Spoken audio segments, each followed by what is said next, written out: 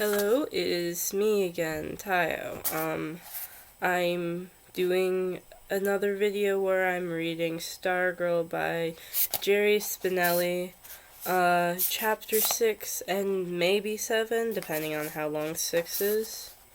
Let's just get into it, I guess. Okay. Oh, I'm sorry if my voice sounds kind of funny. My nose is a bit stuffy, but yeah, I'm fine though. Hillary herself set the stage the day before. In the middle of lunch, she got up from her table and walked over to Stargirl. For half a minute, she just stood behind Stargirl's chair. Silence everywhere except for tinklings in the kitchen. Only Stargirl was still chewing. Hillary moved around to the side. "I'm Hillary Kimball," she said. Stargirl looked up. She smiled. She said, "I know." "My birthday is tomorrow." "I know." Hillary paused. Her eyes narrowed. She jabbed her finger into Stargirl's face. "Don't try singing for me. I'm warning you." Only those at the nearby tables heard Stargirl's faint reply. "I won't sing to you." Hillary gave a satisfied smirk and walked off. From the moment we arrived at school the next day, the atmosphere bristled like cactus paddles. When the buzzer sounded for first lunch, we leaped for the doors. We swarmed into the food lines. We raced through our choices and hurried to our seats. Never had we moved so fast so quietly. At most, we whispered. We sat, we ate, we were afraid to crunch our potato chips, afraid we might miss something. Hillary was the first to enter. She marched in, leading her girlfriends in like an invading general. In the food line, she smacked items onto her tray. She glared at the cashier. When her friends scanned the crowd for Stargirl, Hillary stared ferociously at her sandwich. Wayne Parr came in and sat several tables away, as if even he was afraid of her on this day. Stargirl finally came in. She went straight for the food line, blithely smiling as usual. Both she and Hillary seemed unaware of each other. Stargirl ate. Hillary ate. We watched. Only the clock moved. The kitchen staffer stuck her head out over the conveyor belt and called, "Trays!" A voice called back, "Shut up!" Stargirl finished her lunch. As usual, she stuffed her wrappings into her paper bag, carried the bag to the paper-only can by the tray return window, and dropped it in. She returned to her seat. She picked up her ukulele. We stopped breathing. Hillary stared at her sandwich.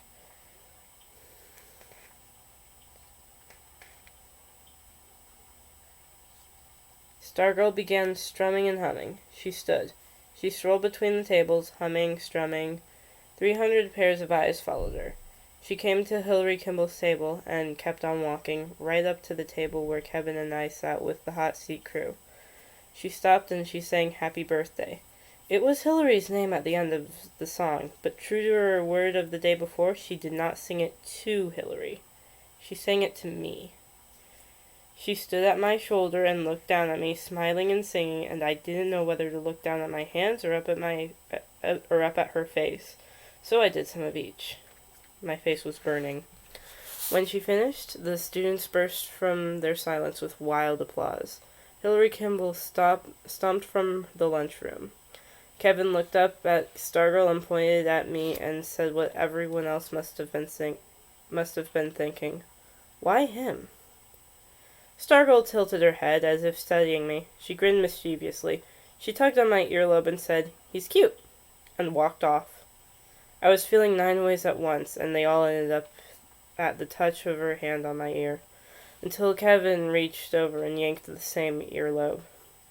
"This keeps getting more interesting," he said. "I think it's time to go see Archie." And that was a pretty short chapter, so I'll do chapter 7 too. A.H. Archibald Hapwood Brubaker lived in a house of bones. Jawbones, hip bones, femurs. There were bones in every room, every closet, on the back porch. Some people have stone cats on their roofs. On his roof, Archie Brubaker had a skeleton of Monroe, his deceased Siamese. Take a seat in his bathroom, and you find yourself facing the faintly smirking skull of Duris, a prehistoric creodont. Open the kitchen cabinet where the peanut butter was kept, and you were faced to fossil face with an extinct fox. Archie was not morbid. He was a paleontologist. The bones were from digs he had done throughout the American West. Many were rightly his, found in his spare time. Others he collected from museums, but slipped into his pocket or knapsack instead.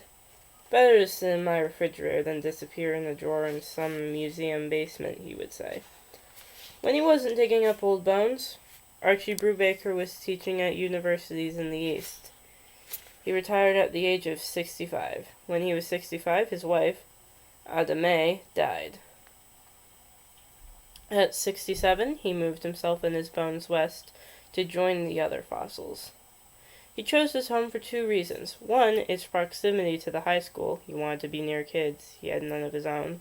And two, Signor Saguro. Signor Saguro was a cactus, a 30-foot tall giant that towered over the tool shed in the backyard. It had two arms It had 2 arms high on the trunk. One stuck straight out, the other made a right turn upwards as if it was waving adios. The waving arm was green from the elbow up. All else was brown, dead. Much of the thick, leathery skin along the trunk had come loose and crumpled up in a heap about the massive foot. Signor Saguro had lost his pants. Only his ribs, thumb-thick vertical trimmers, had held him up. Elf owls nested in his chest. The old professor often talked to Signor Saguro and to us.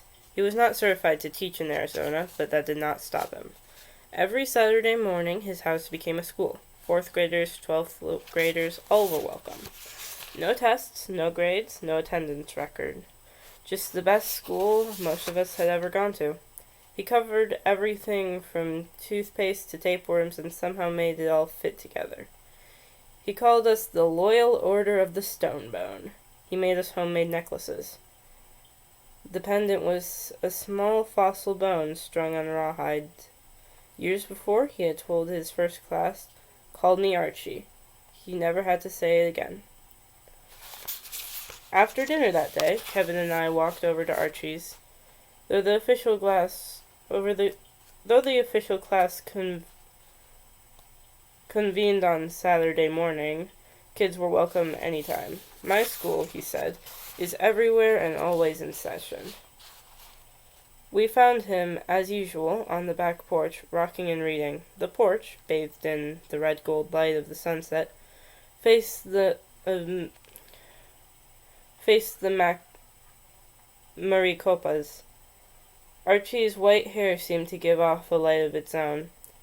The moment he saw us, he put down his book. "Students, welcome." "Archie," we said, then turned to greet the great cactus as visitors were expected to do. "Signor Saguro," we saluted.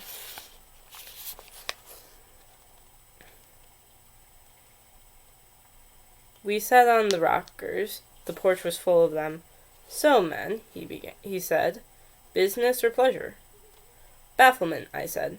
"There's a new girl in school." He laughed. "Stargirl." Kevin's eyes popped. "You know her?" "Know her," he said. He picked up his pipe and loaded it with a cherry-sweet tobacco.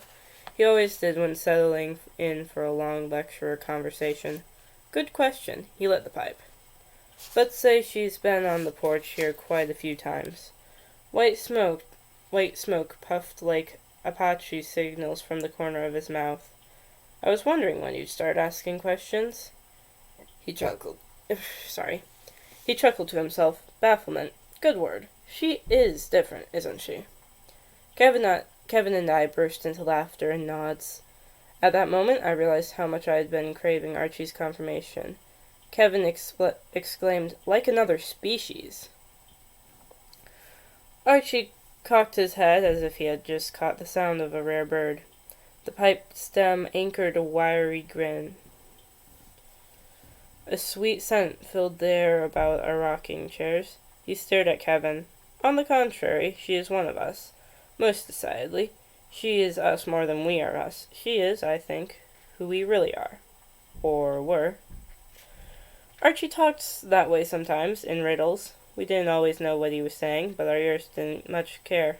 We just wanted to hear more. As the sun dipped below the mountains, it fired a final dart at Archie's flashing eyebrows. "She's homeschooled, you know. Her mother brought her here. I guess she wanted a break from playing teacher. 1 day a week, 4, 5, yes, 5 years now." Kevin pointed. "You created her." Archie smiled. "No, that was done long before me. Some people are saying she's some kind of alien sent down here from from Alpha Centauri or something," said Kevin. He chuckled, but not too convincingly. He half believed it. Archie's pipe had gone out. He relit it. "She's anything but. She's an earthling if there ever was one." "So it's not just an act," said Kevin. "An act? No. If anybody is acting, it's us. She's as real as—" He looked around. He picked up the tiny wedge-like skull of Barney, a 60-million-year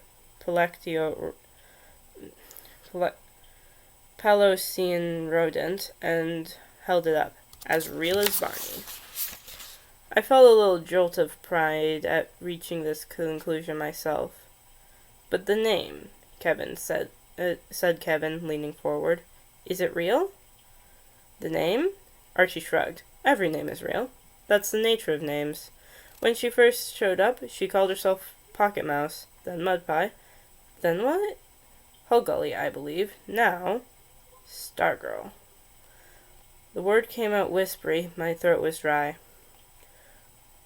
Archie looked at me. "Whatever strikes your fancy." "Maybe that's how names ought to be, huh? Why'd be stuck with just one your whole life?" "What about her parents?" said Kevin. "What about them? What do they think?" Archie shrugged. "I guess they agree. But what do they do?" Kevin said. "Eat, breathe, eat, clip their toenails." Kevin laughed. "You know what I mean. Where do they work?" "Miss Carraway, until a few months ago, was Stargirl's teacher. I understand she also makes costumes for movies." Kevin poked me. "The crazy clothes." "Her father, Charles, works." He smiled at us. "Where else?" "Mechatronics," we said in chorus. I said it with wonder, for I had imagined something more exotic. "So where is she from?" Kevin said. A natural question in a city as young as Mika. Nearly everybody had been born somewhere else.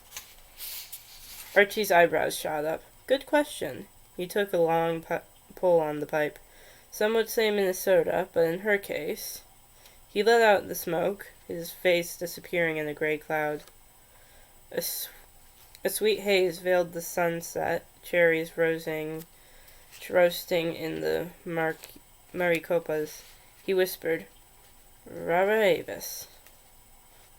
"Archie," said Kevin, "you're not making a lot of sense." Archie laughed. "Do I ever?" Kevin jumped up. "I want to put her on hot seat. Dorko Borlaug here doesn't want to." Archie studied me through the smoke.